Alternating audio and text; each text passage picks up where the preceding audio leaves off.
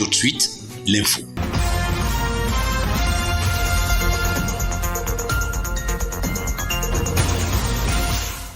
Nouveau quinquennat pour Patrice Talon au Bénin. Ce dimanche 23 mai, le nouveau président a prêté serment pour un second mandat, ceci malgré sa victoire contestée. Le 11 avril 2021, il remportait les élections avec 86,36% des voix au premier tour de l'élection présidentielle. Durant ce scrutin, des échauffourées ont été observées dans les communes de Tiaourou, Bantais et Savet, selon un document de la Commission béninoise des droits de l'homme CBDH. L'on parle de 2 personnes tuées parmi les opposants qui manifestaient contre la réélection de l'ancien soutien de Boni Yayi. Rappelons que Patrice Talon est président du Bénin depuis mars 2016.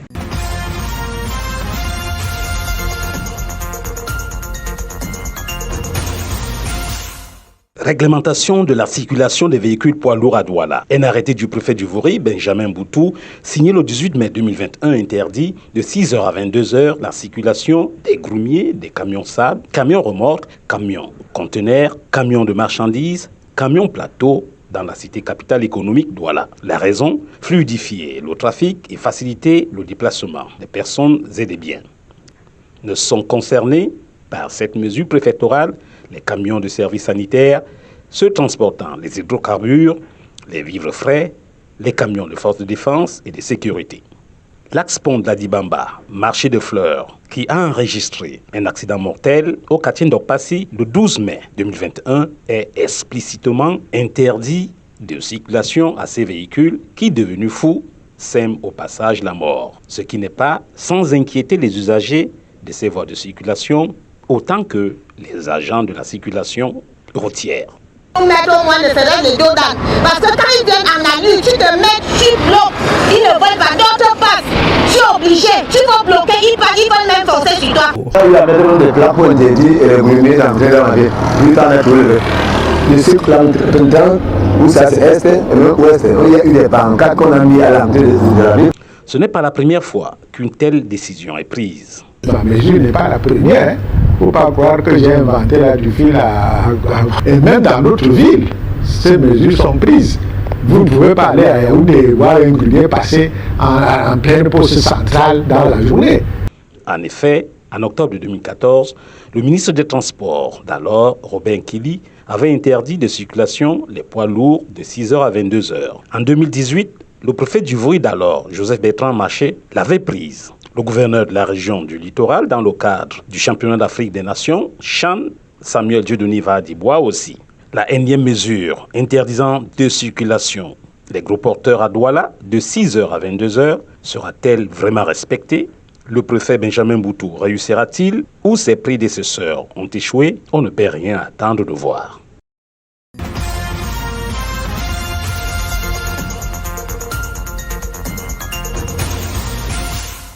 Préfecture du Vouri à Douala, 21 mai 2021. Des médailles d'honneur de travail prêtes à être épinglées sur des torses bombés de 23 taximens et aux promoteurs de ce secteur d'activité. L'argent accordé à ceux qui auront passé 10 ans à service sur les 2 roues, la médaille de vermeil aux chevaliers cumulant 15 ans de service, l'or accordé après 25 ans de labeur. La cérémonie de reconnaissance à cette catégorie de travailleurs, qui en était à sa 4e édition, aura été diligentée par l'Union des syndicats libres du Cameroun, USLC en abrégé, à laquelle sont affiliés les syndicats de moto-taximens. Voici l'un des présidents d'honneur, ses penchants. Je suis très content aujourd'hui par les bienfaits du chef de l'État, aussi promis, aussi fait. Hier, on vulgarisait les transporteurs. Aujourd'hui, le chef de l'État, via le ministère du Travail, le ministre Baouna a reconnu les transporteurs. Moi, je suis président d'honneur des transporteurs. Et par la base, je regroupe à chaque moment. C'est pour ça que vous me voyez parmi eux ce jour en train de les soutenir jusqu'à la fin.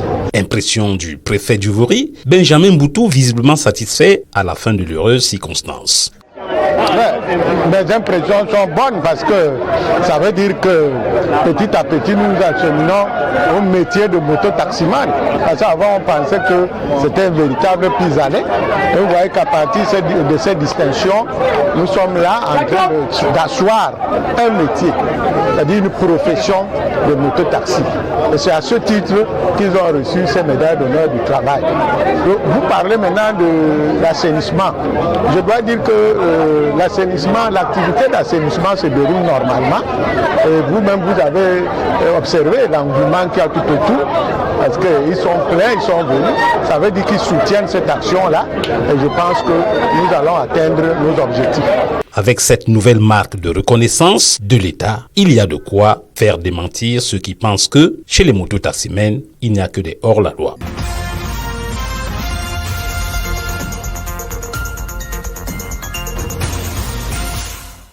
Initiée par l'association Adolphe Ngosodine pour la culture, l'éthique et la paix, la première édition de la journée nationale Adolphe Ngosodine se tient à Douala du 26 au 28 mai 2021.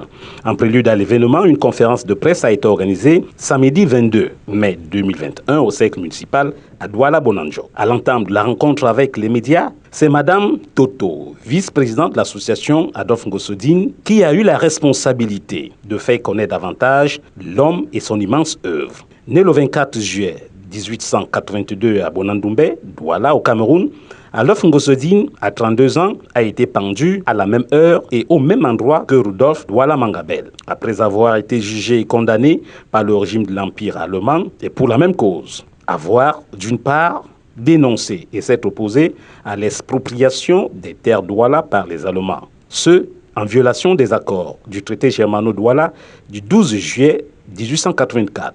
D'autre part, pour avoir dénoncé la pratique de l'apartheid et la confiscation des libertés, le régime colonial allemand. L'ancien haut fonctionnaire de l'administration coloniale allemande, puis secrétaire et collaborateur du roi Rudolf Douala Mangabel, était sur tous les fronts en Allemagne et au Cameroun au péril de sa vie à un moment crucial du combat où le roi était assigné en résidence surveillée.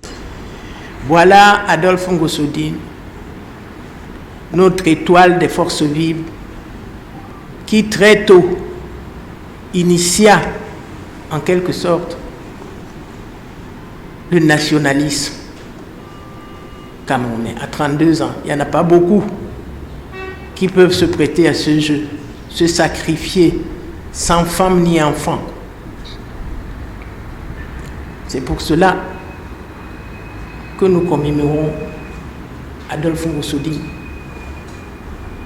Malheureusement, à cause d'une discrimination négative, ceux qui écrivent l'histoire auraient voulu qu'on connaisse plus certains martyrs, d'autres moins. Pour que justice lui soit rendue, la première édition de la journée nationale Adolphe Ngosodine, des 26 au 28 mai 2021 à Douala, sous le patronage du ministre des Arts et de la Culture et le parrainage du maire de la ville, est consacrée au succès de la mission du héros à Berlin le 18 mars 1914. C'était le seul présent au Parlement allemand devant des sociodémocrates, avant le martyre subi le 8 août de la même année à Douala. Autant de faits historiques qui fondent l'association Adolphe Ngosodine, constituée en 2004 en l'honneur de sa mémoire et de tous les autres héros anonymes et oubliés du 8 août 1914 à le célébrer.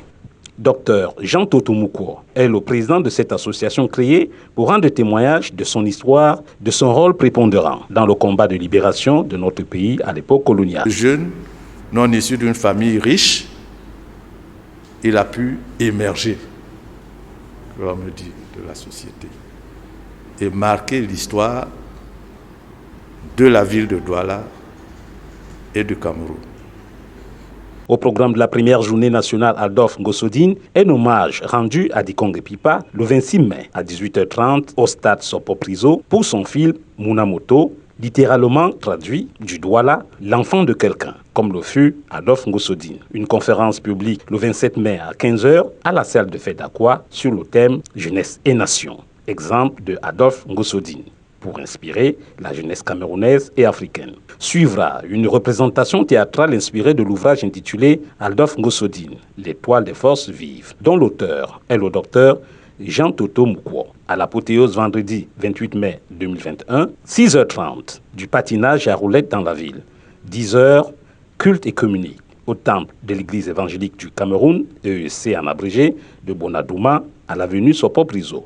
11h30, départ de la procession du mausolée, rue du cimetière Ndjonjo, pour l'inauguration officielle du mausolée Adolphe Ngosodine.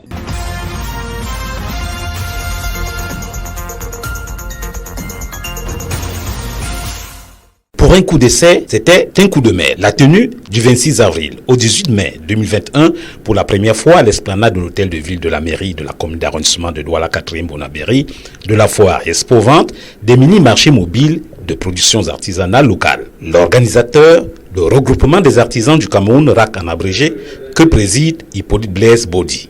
Placé sous le haut patronage de la mairie de Douala 4e, représenté par son troisième adjoint, El Hadj Ibrahim Fakoué, la cérémonie de clôture des mini-marchés mobiles de produits qui en était à sa 48e édition a fondé le déplacement de la sénatrice Patience Ebombou, par ailleurs artisane, et de la déléguée départementale du Vori, du ministère de Petites et Moyennes Entreprises de l'économie sociale et de l'artisanat, Minpesa, Madame Sylvie Maché. C'était aussi l'occasion du lancement officiel par l'ORAC de la création de la première vitrine nationale des icônes et des profs de l'art dans le département du Vori. La sénatrice Patience Ebombou en sera d'ailleurs la première membre d'honneur. Des attestations de participation ont été remises à une vingtaine d'artisans. La visite de stand qui a suivi a donné lieu à la présentation de leurs produits. Nous avons là-bas les fèves de cacao torréfiées et décortiquées. Nous avons le caramel de cacao, nous avons le chocolat, pâte à tartiner, nous avons les liqueurs, un liqueur de cacao et nous avons les liqueurs de Bitaco là. Vous avez dans ce frigo le yaourt fait à base de lait de soja, nommé Canaan Yaourt, riche en vitamine A, vitamine B12, calcium, vitamine D. Par ma profession d'esthéticienne, j'ai mis sur pied l'huile de tamarin et l'huile de baobab. J'ai valorisé nos produits parce que le tamarin, on le trouve ici, le baobab, on le trouve ici. J'en ai fait une huile essentielle de nuit et une huile essentielle de jour. Vous pouvez constater des bols en bois, des assiettes en bois, des plateaux en bois, les pilons en bois, les ouvre-biais, les boucles, les porte-clés, pour ne citer que cela. Satisfait général à l'issue de cette cérémonie. Très satisfaite. Vous savez, le président Bodi du RAC, c'est une initiative qu'il a bien pris la charge à chaque fois d'organiser ce genre d'activités dans tout le pays, parce qu'il ne le fait pas seulement à Douala. Donc, comme je le signalais dans mon discours, je m'étais rendu compte que Douala 4e n'avait pas encore vécu ce genre d'événement. Je l'ai juste taquiné et puis le responsable chargé de l'enregistrement des artisanats à Douala 4e que pourquoi ne pas aussi faire une mini-foire exposition vente dans Douala 4e. Parce que je sais que Douala 4e a un vivier d'artisans qui sont assez dynamiques, assez actifs, assez éveillés. Et voilà qu'au jour d'aujourd'hui, nous sommes en train de vivre ça en direct. Les femmes ont pris les choses en main et je les encourage encore aujourd'hui à continuer dans le sens de l'innovation, des découvertes, pour permettre au Cameroun d'atteindre l'émergence en 2035 que le président de la République souhaite à travers le Made in Cameroun. Je vais demander au maire, je vais faire un plaidoyer auprès du maire pour que ce marché mobile soit installé ici de manière périodique. C'est-à-dire peut-être tous les 2 mois, tous les 3 mois qui reviennent. Peut-être pas au même endroit. Après ici, ils peuvent aller à Ndobo, après ils peuvent aller à Ngwele, ainsi de suite, Mabanda. Voilà, ils s'installent comme ça un peu partout dans les quartiers pour essayer, n'est-ce pas, d'aider les populations. Le président du RAC, visiblement satisfait. Il faudrait que chaque Camerounais, où qu'il se trouve, essaye, n'est-ce pas, d'apporter sa modeste contribution à la construction de l'œuvre nationale. C'est de ça qu'il est question pour le regroupement des artisans du Cameroun. Vivement la 49e édition de cette rencontre des artisans.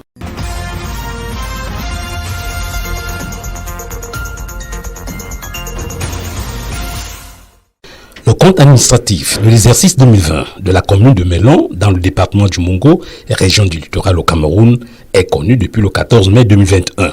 Il a été adopté en recette à la somme de 821 745 515 francs CFA et en dépenses à la somme de 779 721 163 francs CFA. En dépit des affres de la pandémie à coronavirus qui a plombé les recettes, la commune, chapeautée par le maire Jean Coueté, a à son actif des réalisations. Elle a d'ailleurs entamé depuis l'année dernière des réformes qui lui permettent de payer sous fonds propres ses employés qui n'accusent pas d'arriérés de salaire. Le maire a à suffire relever le bilan de ces réalisations non sans dégager les perspectives, notamment le début imminent de la construction de la place des fêtes de Melon, l'assainissement du marché, la réhabilitation de la route carrefour de la Poste, quartier Aoussa. La tenue des travaux de cette session ordinaire consacrée à l'examen et à l'adoption du vote du compte administratif n'a pas été un long fleuve tranquille. Le contexte étant dominé non seulement par la Covid-19, mais aussi par une crise interne de détournement, de faute de gestion des deniers publics de certains hauts cadres. Le préfet est un béni de Dieu qu'on nous a envoyé, parce que la tension qui était, il nous a retiré tout ça dans les cœurs. On ne doit pas crucifier l'un et laisser l'autre, comme Jésus avait dit.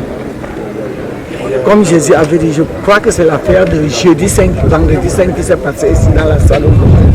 Les tensions étaient de taille, mais comme Dieu nous a envoyé un béni à la personne de monsieur le préfet, tout s'est fini, nous avons compris ses conseils, mais il nous a mis en garde que la loi c'est pour tous. Nous avons compris, nous saurons comment faire pour cela. L'inscription à la modernité de la commune de Melon est le seul vrai combat qu'il faudra continuer de mener dans la commune de Melon pour démontrer que l'appel de l'autorité administrative n'est pas tombé dans des oreilles de sourds. La fin d'une chose valant mieux que son commencement, tout est rentré dans l'ordre pour des travaux satisfaisants. Les travaux de la session consacrée à l'examen et au vote des comptes administratifs pour l'exercice 2020 de la commune de Melon se sont déroulés dans une très bonne ambiance et nous avons constaté que la commune de Melon, comme l'ensemble des communes du département du Mungo, a connu les répercussions de la pandémie sur le plan économique, notamment dans le recouvrement de certaines de ses recettes. Donc cette pandémie a impacté l'économie de la commune, mais toutefois la commune a fait preuve de résilience. Elle a pu atteindre son budget à hauteur de 65% et a réalisé les principales missions visant l'amélioration des conditions de vie des populations. Nous avons donc demandé aux conseillers et aux maires de poursuivre cette résilience, de poursuivre une recherche d'optimisation des recettes au regard du fort potentiel de cette commune. Nous osons espérer que 2021 permettra à cette commune de poursuivre justement, tel que le prescrit le président de la République, de poursuivre la réalisation de projets et de concourir à l'amélioration des conditions de vie des populations en inscrivant définitivement cette commune dans la modernité.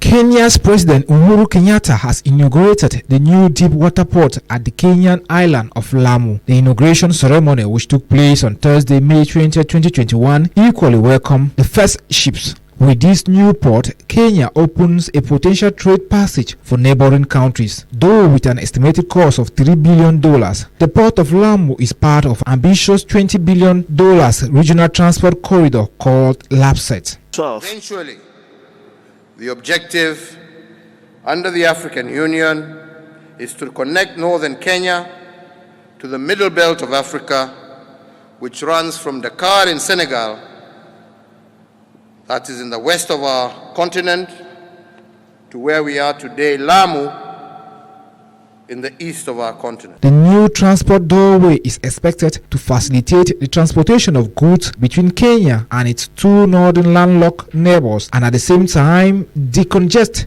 the Mombasa, East Africa's busiest port. in the south. Its operationalization will enable us to begin and to realize long-cherished goals of opening up northern Kenya to international trade. Indeed, fortifying our position as a major gateway to Africa and harnessing the economic potential of this historically underserved region. Launched in 2012, the just inaugurated Lamu port will also serve the Southern Sudan-Ethiopian transport corridor.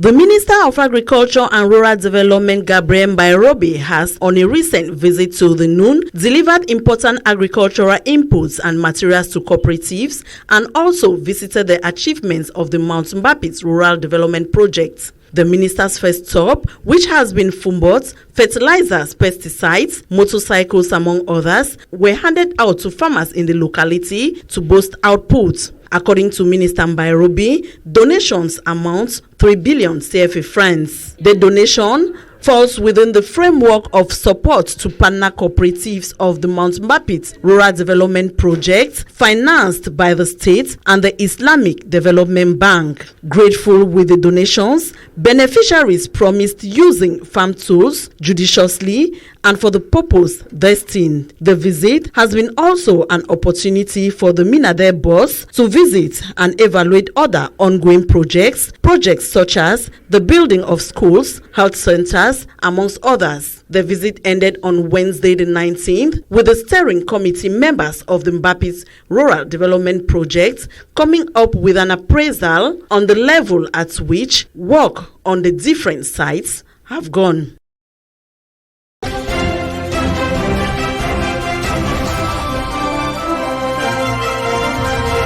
The 48th edition of Mobile Market for Artisanal Product has closed its doors in the Douala 4 municipality. The close to 3 weeks fair, which had as theme promotion of originality, excellent artisanal products in Cameroon, was at its premiere in the municipality of Douala 4. I am creating in every aspect of life. I don't sit and wait for the government to come and tell me what to do or to decide on my life. I try to think of something that can help I and my family and also help the community as well. And this year at this expose, I presented cups and cakes. From April 26th to May 18th, artisans from all parts of Cameroon gathered at the Douala 4 Municipal Esplanade to showcase their various craft works. I'm both producer in cosmetics and eatable things, but right now I have exposed exhibit in cosmetics, so I do with hair oil. My hair oil is naturally made in Cameroon, 100% naturally made. I'm out to create awareness to the women of Cameroon that there is something in Cameroon that we have not yet seen. Most Cameroonians cry of hair breakage, of the hair division in front. So my hair oil helps to create, to build up, to grow the hair that has been broken, clean the scar of the hair, and then make the hair to grow longer. Upon her arrival at the fair, Madame Mache Sylvie, Divisional Delegate for the Ministry of Small and Medium-Sized Enterprises, Social Economy and Handicraft, visited the various stands accompanied by El Haj Ibrahim Fakwe, Third Assistant Mayor in the Douala 4 Municipal Council. To mark their presence at this 48th edition of Mini Mobile Market Artisanal Products, the participants were awarded certificates from the administrative authorities present. To further promote Cameroon's artisans, a mini museum will be constructed in the days ahead in the Douala 4 municipality, where made in Cameroon products will be showcased.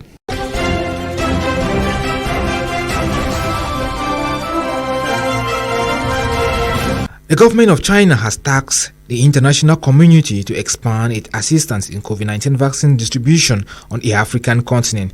According to Wu Peng, Director General of the African Department at the Chinese Ministry of Foreign Affairs, unlike some countries that have said they have to wait for their own people to finish vaccination before they could supply the vaccines to foreign countries, we believe that it is of course necessary to ensure that Chinese people get vaccinated as soon as possible. But for other countries in need, we also try our best to provide vaccine help. Mr. Peng equally emphasized that it is primordial to start the manufacturing of COVID-19 vaccines in Africa. For him, aid alone won't solve the vaccine equation of Africa. The Chinese official added that we must support the local manufacturing of the vaccines in Africa, though it's difficult due to the level of industrialization. However, in countries like Egypt and South Africa, there are industrial bases for it. In Egypt, we will start the packing of Chinese vaccines, which will promote the global vaccine supply capacity. However, these words of assurance were made few hours after the promise of head of state to henceforth remove the patents and allow Africa produce its own vaccine at the summit on financing African economies that was hosted by France in Paris.